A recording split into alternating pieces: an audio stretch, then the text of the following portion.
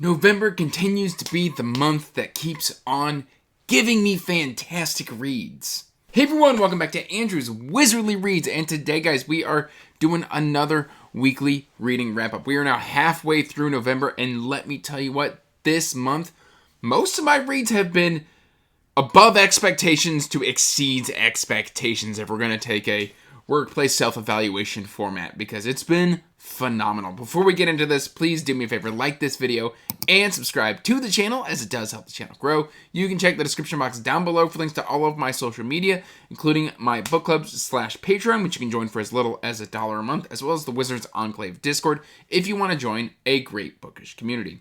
With that out of the way, guys, I don't know why I use, at work I've been having to do my, yearly self-eval, so that's probably why I use that language, but anyway, forget all that nonsense. I'm having a great reading month so far. Last week was amazing, and the trend seems to be continuing this week as well. It's not as great of a reading week as it was last week, but it was still, I would say, a 4.5 out of 5 instead of a 5 out of 5. So, a little dip in quality, but other than that, I can't really complain that much. I don't think I've had any DNFs this month so far, which, if you know the channel, that's pretty astounding. And yeah, we should just dive right on into these books, because phenomenal things are going on here. I finished All Accounts Settled by Drew Hayes. This was the final book in Fred the Vampire Accountant, and I don't see how it could have ended any other way than it did. It was phenomenal, it was heartwarming, it was fantastic. I loved all the adventures. There was some action. There was just a lot of, political maneuvering going on within the story. And overall, after 9 books, and I think I've been reading this series for going on 5 or 6 years, maybe even longer. It's been a long time since I started Fred. I think I started Fred all the way back in, was it 2018 or something like that? It's been a while, so I guess it's been closer to 8 years to finally have the conclusion to the story. Was great, and for it to stick the landing, even better, where Fred and his clan end up. Fantastic stuff. Just great origin stories of vampires and stuff like that. Just overall, I don't have any critiques for this story because I'm so happy with the way that it ended. And yeah, fantastic stuff there. So a 5 out of 5 for Fred the Vampire Accountant. I knew it was going well, and it just continued to go well. So yes, fantastic. If you haven't checked out Fred, please do so, because the mundane and the magical, fantastic. It's either the magic and the mundane or the mundane in the magical, and I can't remember the tagline that Drew Hayes used during our interview a couple years ago, but just great stuff. I'll have that interview linked in the description box down below if you want to go and check it out. Fantastic interview. I then finished David Gemmell's Ravenheart. And again, another 5 out of 5. Masterpiece story here. This was phenomenal. I was already close to being done with it last week. Yeah, late last week? Last week when I talked to you guys. And I have since finished this book.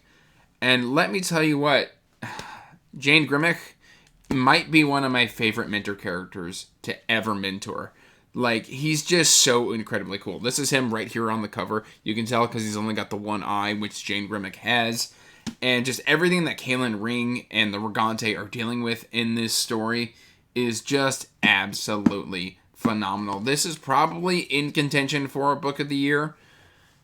Man, I don't think I'm going to do a top 10 books of the year this year. I think I'm going to do the greatest books I read this year, which is a little different, and it excludes a number limit on the books that I recommend and tell you guys about, because I've had so many fantastic reads this year. I feel like that number may exceed 10, and that's just not fair to force me to decide when I could be recommending fantastic stories to you guys. Let me know if that idea appeals to you in the comments down below, because I would rather just recommend a bunch of fantastic books rather than just stick to an arbitrary 10. Let me know what you think in the comments down below, and we'll move on here. But this was absolutely phenomenal. I can't wait to wrap this up next month. And then just last night, I finished this. This is Ararat by Christopher Golden. And this is my first Christopher Golden, other than a 4 or 5 page introduction that he did. I think it was 28th Century Ghosts. I should look before I say these things, but it was in a Joe Hill book, and that's when I learned that Christopher Golden even existed. And since then, I've been like, okay, like, I liked the way that introduction was written, that his writing style spoke to me. I bought a bunch of his books based off of those 4 pages, which is not a smart thing to do. I never claimed to be a smart man. But man, like, this stuck the landing. I'm gonna give it like a 4.75 out of 5. It's so close to absolute perfection. And that could go up depending on what, like, the next 2 books in the series do. Although I've been told they're kind of standalone-ish. So, like, where this one left off, there was a little bit of, like, a question mark. Anyway, this is, like, Indiana Jones style. But also there's, like, adventure thriller. And then there's haunted house vibes. And there's creature and, like, possession vibes going on here. This was phenomenal. It's kind of like this high-tension story for the first, like, 50 to 60%, and then, like, you just flick a switch and it goes into straight horror survival mode, and I loved it. I absolutely loved it. Ben Walker, this is the Ben Walker trilogy or series, is not like my favorite character or main character that I've ever read before. I wouldn't say that, like, oh, read this because Ben's awesome. No, the premise itself is fantastic. Essentially, this cave has opened up on Mount Ararat, and they go and, like, take this expedition to investigate it, and they find a big boat that's been buried in the mountain. They're like, is this the Ark of... No, the Ark of the Covenant is something else. Is this the Ark that Noah built? Is basically their question. And then they find a body in the Ark that has horns. And they're like, oh, what's that? And then mysterious stuff just starts happening where people kind of get moody and aggressive, and then things start just becoming dangerous. And I loved this story. If this appeals to you, please do yourself a favor and check it out. Like, it's been getting a good bit of reception over on the book club. This is the Patron Book Club book for this month, and it was very, very well received. And I loved it. Like, at times there was moments where I was like, man, whatever this character is doing, it's really starting to annoy me. But it is also, like, quickly addressed what's going on. And I was able to recontextualize those scenes where I'm like, okay, that did annoy me, but now, like, 3 pages later, it makes absolute sense. And then, like, going forward, anytime something like that happens, it now makes sense of what's really going on. Fantastic horror novel. Do yourself a favor and check out Ararat by Christopher Golden, because I'm so excited to read more Christopher Golden. I've heard not every book of his is a banger, but that one most definitely was. And then I'm currently in the middle of 3 different books. 3 very different books, but all fantastic reads. So I am trying to finish up the Dragon Spirits trilogy from L.L. McRae. This is an author that I've premiered here on the channel quite a bit, or featured. I don't want to say premiered. Featured here on the channel quite a bit over the years. I've even done an interview with Lauren. And I'm probably going to try and get something else on the books. I've got a bunch of author interviews that I just need to make time for. Jeffrey L. Kohanek, L.L. McRae, and, of course, Michael R. Miller. So I need to get back once life calms down and schedule these talks. But this is the end of Dragon Spirits. And I'm going to tell you what. I wanted this in my collection so badly. I paid more in shipping for the book than the book cost. Just to get a signed edition from Lauren, because she is the absolute bestest. I don't know if you can see that. This is inscribed and signed. I bought this directly off her website, which I will also link in the description box down below. Essentially, this is a world where your dragons kind of form where there's a high concentration of life and population in a natural environment. So if there's like a forest or a pond or a lake or an ocean, something like that, a dragon spirit can form. Or if there's like just iron veins running throughout the land, a dragon spirit can form from that as well. And then they basically imbue abilities to the individuals that they deem worthy. And then there's also this kind of otherworldly, kind of dangerous, undead energy beings spirit called the Mirror. And the Mirror were kind of pushed back years ago by the Queen, but they've made a reincursion. A bunch of people showed up. They were missing their memories. And the Queen was naturally suspicious, so they started hoarding these people up.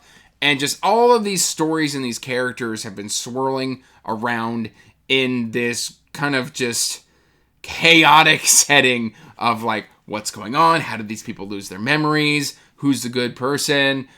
there's all of these missions. There's the Citron Key, which I still haven't read, which is a prequel novella that deals with the Citron Key, which is a titular artifact. And just all this stuff is going on. And it's finally all coming to a head. And I'm about 20% into the Broken Sword. I'm really, really enjoying my time with it right now. Now, it's been a while since I read book 2, and so I'm hazy on the details. There is a recap in here, which was very, very helpful.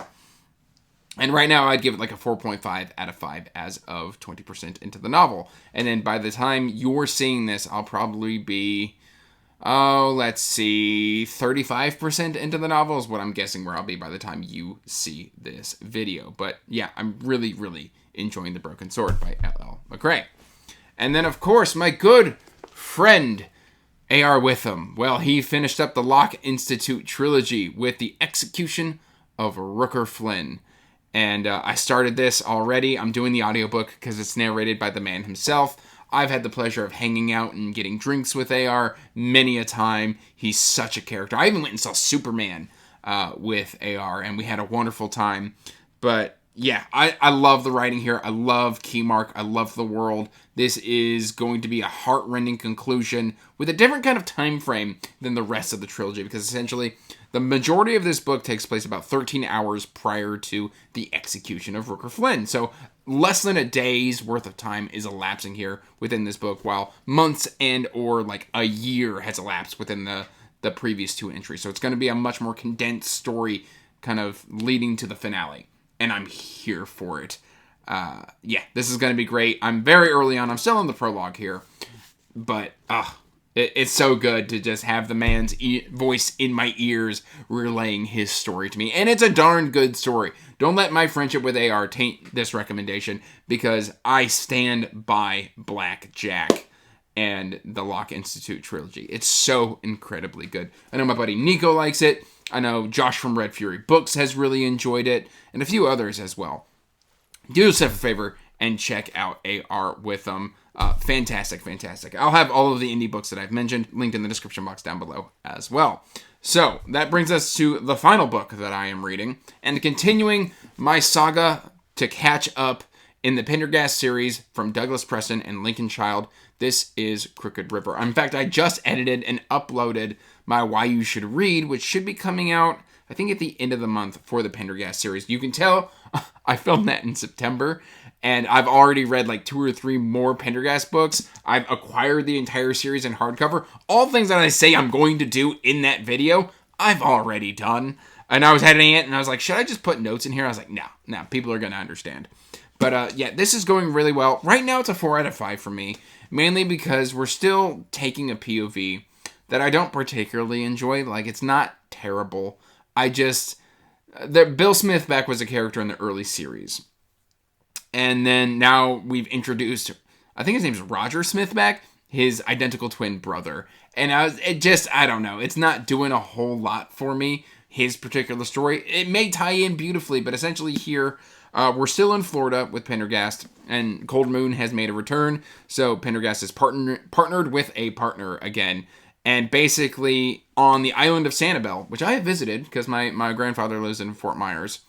But on the island of Sanibel, which is only about 35 minutes, I think, from like Fort Myers, 100 feet are just showed up on the beach. And people are like, where did these feet come from? Why are all of these people missing their feet? And it's led to this kind of international sort of thing that's going on where they're like, okay, we're taking all of the clues that we have and we're casting a wide net to try and figure out what's going on. And I'm really, really enjoying it. So yes, Crooked River is being read. But that is my weekly reading wrap-up. Please let me know in the comments down below. I know I'm asking you to say a whole bunch of stuff in the comments, but I like to talk to you guys. Let me know how your reading week is going. That's all I've really got for you today. What's the highlight of your week? What's the best book you've read? What's something good that's happened in your life recently? Let's just share it all down in the comments down below. But that's all I've really got for today. Till next time, peace out. Stay magical. Bye. And as always, I want to give a huge thank you to my patrons. Thank you for supporting my passion and my hobby. It means the world to me.